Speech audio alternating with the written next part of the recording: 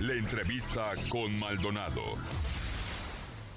Bueno, son las 9 de la mañana con 42 minutos. Estamos en Destrozando la Noticia. A propósito del material que usted acaba de escuchar y de ver a través de las plataformas digitales en este programa, es que tengo el gusto de saludar en esta cabina a Agustín Guerrero, quien fue presidente del Partido de la Revolución Democrática justamente cuando detona este escándalo nacional, el de las ligas que involucra a René Bejarano y a este empresario de origen argentino. Agustín, buenos días, bienvenido, antes que nada. Muy buenos días Fernando, buenos días al auditorio, qué gusto estar aquí contigo. Al contrario, muchísimas gracias, Agustín. Bueno, pues acabamos de escuchar a Federico Dorin, un personaje que usted conoce muy bien desde el momento en que fabrica toda esta estrategia política de desgaste en contra particularmente de Andrés Manuel López Obrador, a quien ya le veían espolones para gallo. Así es. Bueno, un poco más cerca del micrófono, por favor. Gracias. Así es, Fernando. Federico es un personaje hecho en la escuela de Diego Fernández Ceballos. Diego Fernández Ceballos, a finales de la década de los 90 del siglo pasado, pues se convirtió en la figura más importante del PAN. Fue candidato a la presidencia en el 94, recordamos, contra Zedillo y contra Diego Cárdenas, y era un polemista importante, ¿no? En ese tiempo.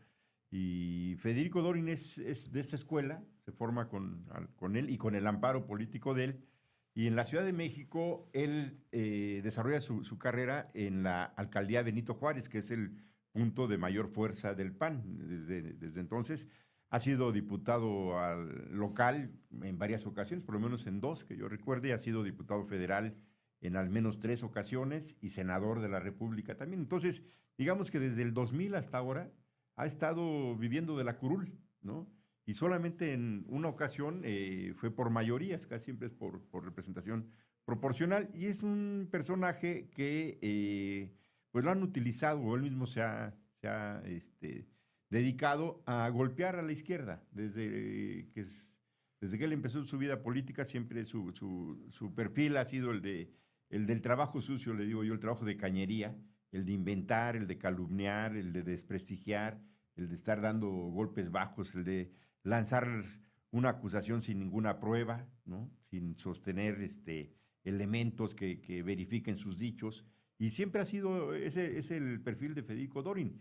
En el 2004, justamente, cuando se dio a conocer los videoescándalos, él fue el mensajero del grupo de Diego Fernández Ceballos y de Salinas de Gortari, de llevar los videos que había grabado Carlos Ahumada al programa de Broso, que Broso tenía en aquel tiempo, y él lo presenta. Él va, era diputado federal, en ese momento acababa de entrar a la Diputación Federal, y entonces presenta este material, pero como un encargo de Diego Fernández y de Carlos Salinas.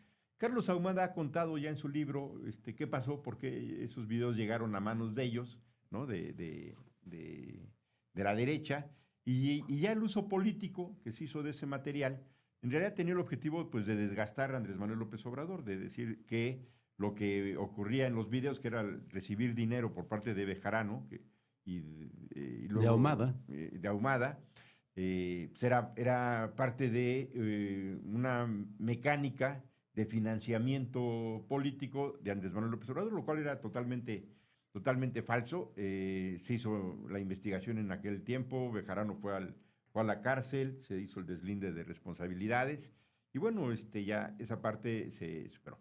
Lo que se dijo por parte de Andrés Manuel el primer día que se ven estos videos es que se trata de una lanzada de Diego Fernández y de Salinas de Gortari para sacarlo del proceso electoral.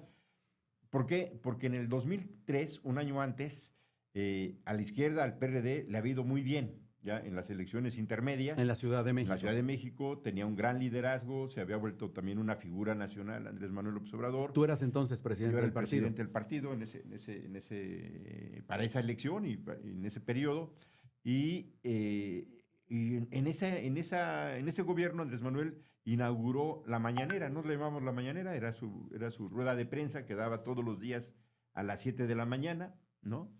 Y fijaba la agenda política. Esa fue manera de comunicación. Una de difícil Andrés Manuel. Cohabitación con el presidente de la República de entonces, que era Sí, Vicente Fox. y que además nos permitió, por única vez realmente, hacer un contraste en vivo y en directo de dos formas de gobierno, de dos visiones de gobierno, que era la del PAN de Vicente Fox y la de Andrés Manuel en la Ciudad de México. Entonces, se podía contrastar con mucha claridad las dos visiones de gobierno, y eso fue fortaleciendo mucho el liderazgo de Andrés Manuel, de tal manera que para el 2004, una vez que pasa la elección intermedia, pues no hay duda de que Andrés va perfilado como candidato a la presidencia de la República por el lado de la izquierda para la elección del 2006.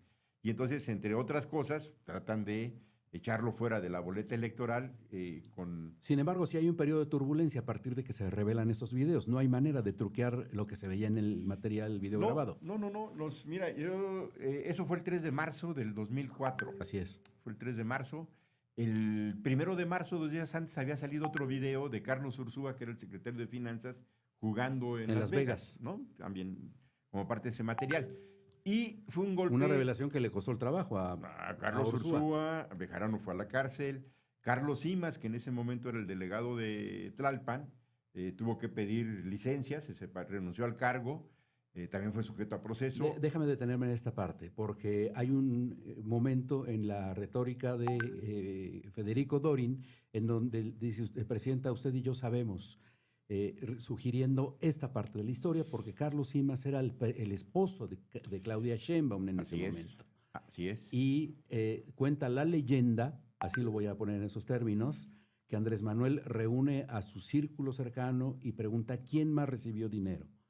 Y Sheinbaum le dice Carlos Simas, siendo su esposo. ¿Es cierto? Eso es cierto, eso es el día 3 de marzo. Ese es el 3 de marzo, cuando sale el video de Bejarano. Estaba el gabinete, como todos los días, reunido, revisando los temas de seguridad, la agenda de la Ciudad de México.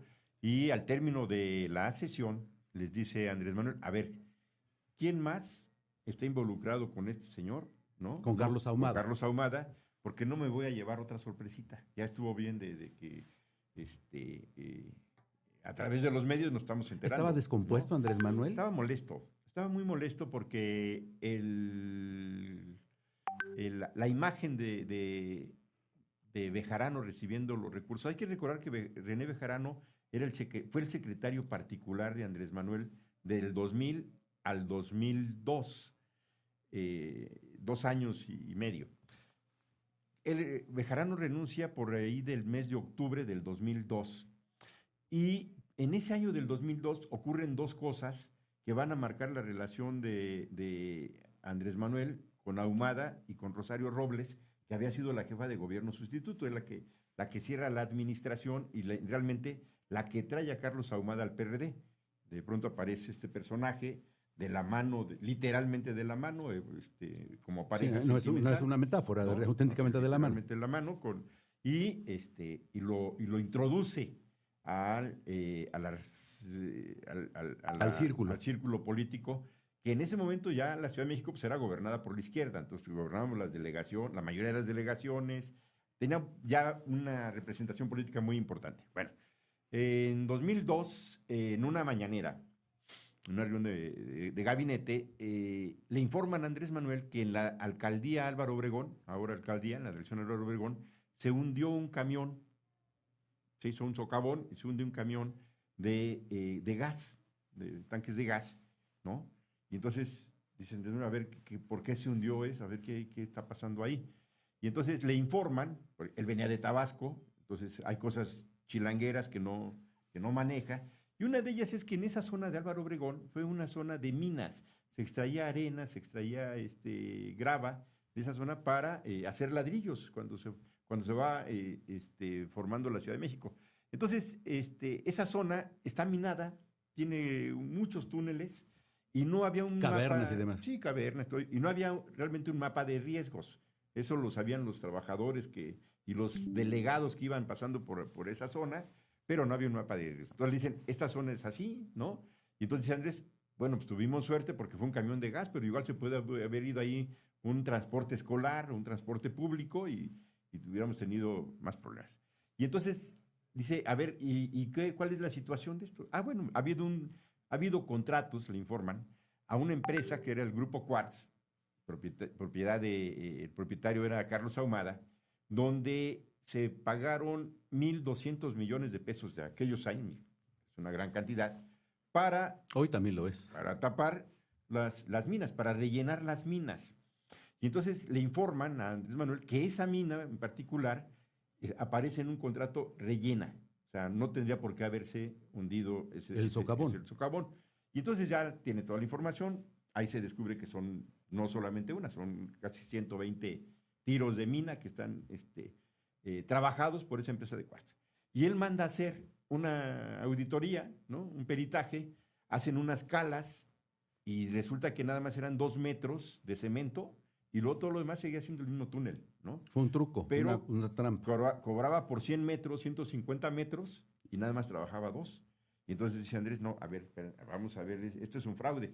Y empiezan a jalar la hebra y resulta que efectivamente que había hecho 100 metros de túneles de kilómetros que se supone que se había comprometido. Bueno, Andrés Manuel ordena en junio de 2002 cancelar los CLCs de Ahumada, de las empresas de Ahumada, o sea, las cuentas de pago, las cuentas de pago, que son los adelantos que se le van pagando a los empresarios, se llaman CLCs, y entonces ordena a Andrés Manuel que se le cancelen los CLCs que haya de Ahumada, y de pronto resulta que el señor tiene, por ejemplo, obras en la delegación de Tláhuac, donde le pagan por 35 kilómetros para pintar de amarillo las orillas de las banquetas, ¿no? Entonces, las guarniciones. Las guarniciones, y dice Andrés Manuel en esos años, en el año 2000, 2002, pero como 35 kilómetros y en Tláhuac ni siquiera hay banquetas, o sea, sigue siendo un pueblo, ahí no hay guarniciones. No hay guarniciones, y a ver dónde está no, pues nada, ¿no? Ninguna.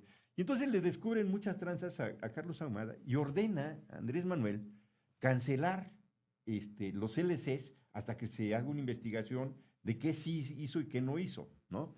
Y le ordena, le pide, le instruye, sería, a René Bejarano, que era el secretario particular, ¿no? En junio de 2002, le instruye a que les diga a todos los jefes delegacionales, a los delegados políticos de ese tiempo, a que 0 contratos con Carlos Ahumada y a congelar cualquier obra que tengan con Carlos Ahumada, en lo que se hace la investigación.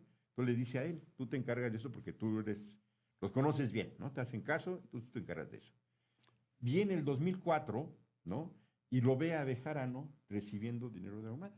Y entonces eso molesta muchísimo a Andrés Manuel, porque dice, a ver, yo le di la instrucción de que no, 0 tratos con Ahumada, y mírenlo, ahí está recibiendo esos dineros, ¿no? Y eso le cuesta el exilio del grupo político de Andrés Manuel. Eso le cuesta la cárcel. Aparte de la cárcel, aparte de la pena. Y la vida política. La verdad es que era un personaje con mucha un buen capacidad, cuadro con fuerza política en la Ciudad de México. Y ahí se acabó. Ahí se acabó, ¿no? Ya ahí se acabó.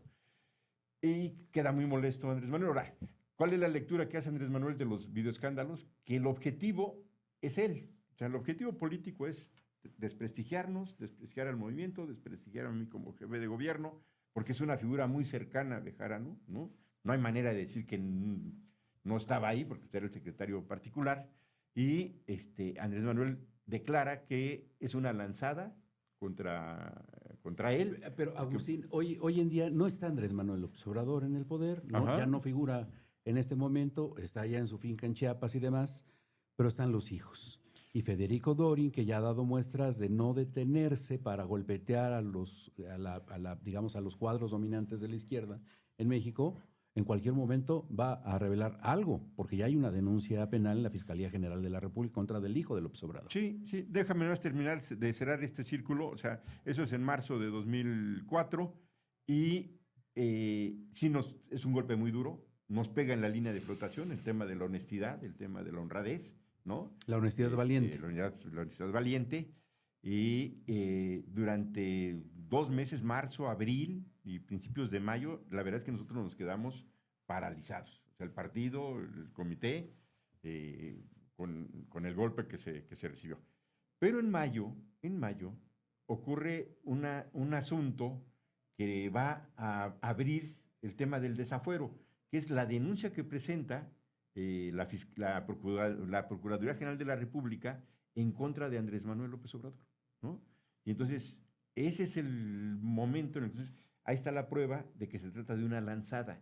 porque teniéndonos en el suelo, En términos boxísticos, le bajaron la guardia a Andrés Manuel y le metieron un recto de derecha con la denuncia penal estás por el estás en el desafuero. suelo. O sea, yo lo que digo es que ese fue un error político de Fox, porque nosotros estábamos con un tema muy difícil de cómo argumentar los videoescándalos de Bejarano, ¿no? En el tema de la honestidad, ¿no? No teníamos realmente, nos costaba mucho trabajo explicar, tener pruebas, decir que era una lanzada contra Andrés Manuel. No había elementos hasta que aparece la denuncia de la Procuraduría. Y ante esa denuncia de la Procuraduría, nosotros convocamos a la defensa de los derechos políticos de Andrés Manuel y así inicia el movimiento del desafuero, que dura prácticamente un año y que proyecta a Andrés Manuel pues como un Sí, líder. le construyen involuntariamente la plataforma Le construyen presidencial. la plataforma Pero entonces, presidencial, ok. ¿veremos un golpe político más fuerte de parte de la derecha, como la llamas tú?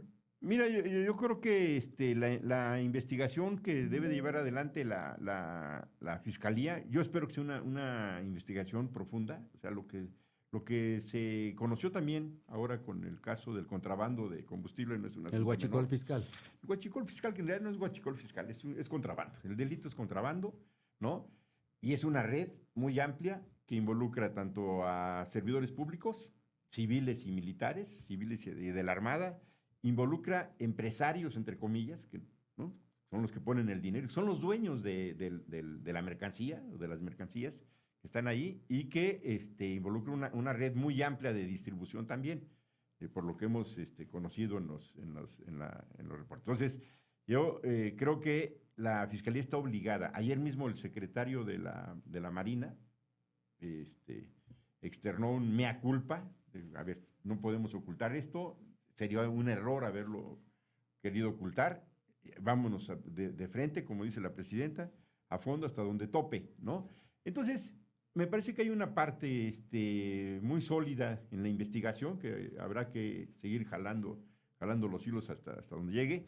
Y Federico Dorin lo que ha hecho es aprovechar esta coyuntura para sacar la raja política sin pruebas, o sea, porque ¿cuál es la prueba? Que estudiaron juntos en la primaria, ¿no? Que el amigo de Andy, cuando mete el nombre de los hijos del presidente, no lo mete en un contrato vigente, sino en una foto escolar, donde dice, bueno, es que este cuate que ahora está acusado de contrabando, fue compañero de clases de Andy. Bueno, pues está bien, pero eso no es una prueba. Digo. Bueno, pues ahí está un testimonio vivo del desarrollo político de la historia en este país, por lo menos de las últimas 2 décadas y media. Agustín, muchísimas gracias que nos acompañó esta mañana para compartirnos toda esta experiencia y estas vivencias. Son las 10 de la mañana, llegamos a la parte final de Destrozando la Noticia. Gracias por su atención. Mañana nos escuchamos y nos vemos en estas mismas frecuencias en punto de las 9:30. Pásela bien, muy buen día.